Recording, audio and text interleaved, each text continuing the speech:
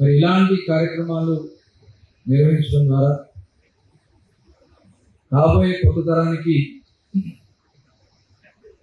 అలాగే ఉన్న already existing ఉన్న పరిశ్రమలకి ఒక నూతనమైనటువంటి ఒక ఉత్తేజాన్ని కల్పించే విధంగా, ఒక భవిష్యత్ ప్రణాళికను తయారు చేసుకునే విధంగా, ఏ రకంగా ఎప్పటికప్పుడు మనం అప్గ్రేడ్ అవ్వాలి, మారుతున్నటువంటి పరిస్థితులకు అనుగుణంగా మనం ఏ రకంగా మన పందాన్ని మార్చుకుని ముందుకెళ్ళాలనేది చాలా ముఖ్యమైనటువంటి కార్యక్రమం.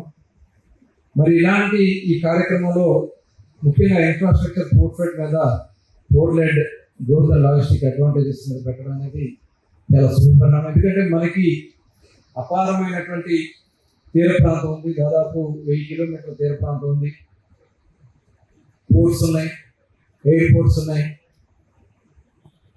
ముఖ్యంగా రోడ్వేస్ కూడా, హైవేస్ కానీ ఇవన్నీ కూడా స్టేట్ హైవేస్ ఉన్నాయి. వీటినన్నీ కనెక్టివిటీ చేయడం ద్వారా ఏ రకంగా పారిశ్రామిక అభివృద్ధి జరుగుతుందనే దానికి మనం చాలా ఉదాహరణలు చూసాం. గతంలో గౌరవ ముఖ్యమంత్రి చంద్రబాబు నాయుడు గారు ఉమ్మడి ఆంధ్ర రాష్ట్రంలో హైదరాబాద్లో ఔటర్ రింగ్ రోడ్ డెవలప్ చేసిన తర్వాత హైదరాబాద్ యొక్క స్వరూపమే ఈరోజు మారిపోయింది.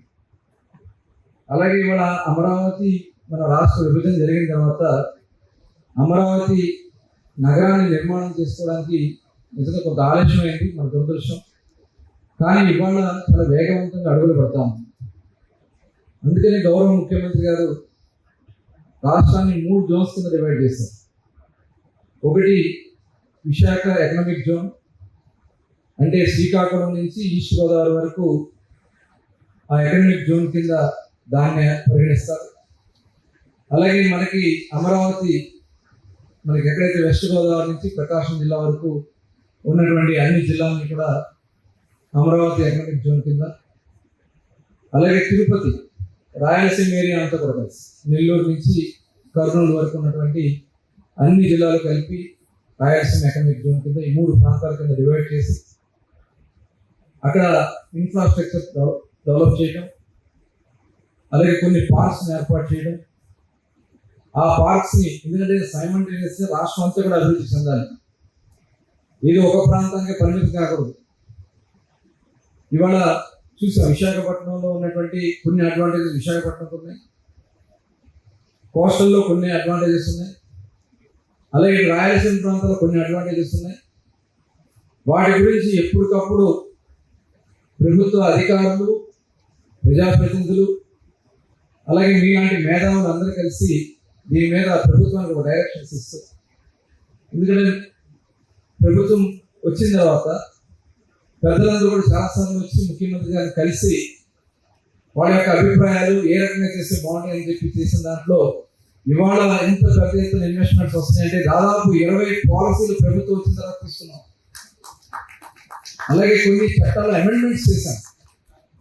ఆ అమెండ్మెంట్స్ చేయడం వల్ల మన విశాఖపట్నంలో మనం సమిట్ పెడితే, ఇన్వెస్ట్మెంట్ సమిట్ పెడితే దాదాపు 13.5 లక్షల కోట్ల రూపాయల ఇన్వెస్ట్మెంట్స్ ఆంధ్ర రాష్ట్రానికి వచ్చినాయంటే అటు చంద్రబాబు నాయుడు గారి బ్రాండ్ ఇమేజ్ ఒక పక్క అయితే, మన వాళ్ళ మీద ఉన్నటువంటి నమ్మకం ఒక పక్క, మన ప్రభుత్వం తీసుకున్నటువంటి నిర్ణయాలు, అనుమతులు ఇవ్వడంలో చాలా ఫాస్ట్గా నిర్ణయాలు తీసుకోవడం వల్ల ఇవాళ అనేక దేశాల పోటీ పడిన గూగుల్ సంస్థ ఆంధ్ర రాష్ట్రానికి వచ్చిందంటే దానికి కారణం గౌరవ ముఖ్యమంత్రి చంద్రబాబు నాయుడు గారు, నారా లోకేష్. దాదాపు 1,30,00,000 1,30,000 కోట్ల రూపాయల ఇన్వెస్ట్మెంట్. అంటే ఇప్పుడు ఇంకా చాలా కంపెనీలు ఎందుకు వస్తాయి. ఎప్పుడైతే గూగుల్ వచ్చిందో 2 గిగావాట్ అంటే ఈరోజు రిలయన్స్ వస్తా ఉన్నారు, అలా వేరే వేరే సంస్థలు వస్తా ఉన్నారు. ఎందువల్ల మన ప్రభుత్వం తీసుకున్నటువంటి నిర్ణయాల వల్ల, అబెండెంట్ మనం చేసినటువంటి పవర్ ప్రొడక్షన్ వల్ల, అలాగే ఫుడ్ పార్క్ ఏ ప్రాంతంలో పెట్టాలి ఫుడ్ పార్క్స్ అని అంటే జోనల్ వైజ్గా కూడా డివైడ్ చేస్తున్నాము. ఈ 3 జోన్స్లో కూడా ఫుడ్ పార్క్ ఎక్కడ రావాలి, లాజిస్టిక్స్ ఎక్కడ జరగాలి, ఎక్కడి నుంచి ఏ ప్రాంతాల్లో ఎలాంటి ఎంఎస్ఎంఈస్ ఎక్కడ పెట్టాలి. ఇప్పుడే గౌరవనీయులు మహేంద్ర గారు చెప్పారు, ధర్మేంద్ర సింగ్ నేహర్, ఫుడ్ పార్క్ కావాలి. ఫుడ్ పార్క్కి గత ప్రభుత్వం సరైనటువంటి ప్రోత్సాహం వల్ల వేరే రాష్ట్రాలకు వెళ్ళిపోయారు. డెఫినెట్గా ఒక్కొక్క ప్రాంతాన్ని ఒక్కొక్క రకంగా అభివృద్ధి చేయడానికి ఇవాళ అనంతపురంలో కియా మోటార్స్ వచ్చాక, ఎందుకంటే నేను ఆ జిల్లాకి ఇన్ఛార్జ్ మినిస్టర్ 1419 వర్క్ చేసి ఆ సందర్భంలో ఆ భూమి రేట్ అప్పుడు 1,00,000-2,00,000. కానీ వాళ్ళ కియా సంస్థకి రావడం వల్ల ఎకరం 1,02,00,00,000 రూపాయలకి అక్కడ పెరిగినటువంటి పరిస్థితి ఉంది. డెఫినెట్గా ఇవి కూడా అనంతపురంలో బాగా అత్యంత వెనకబడిన ప్రాంతమైనటువంటి మడకసిరిని ఫుట్వేర్ పార్క్ కింద అనౌన్స్ చేయడం జరిగింది. త్వరలోనే దానికి కావాల్సినటువంటి అన్ని అవకాశాన్ని అక్కడ ముఖ్యమంత్రి గారు పరిశీలన చేస్తున్నారు. అదనపు బెనిఫిట్స్ ఇచ్చినా సరే అద్భుతమైనటువంటి అక్కడ ఈ పార్క్ డెవలప్ చేయడం జరుగుతుంది కూడా ఈ సందర్భంగా మీకు తెలియజేస్తాను. కనెక్టివిటీ కూడా ఉంది.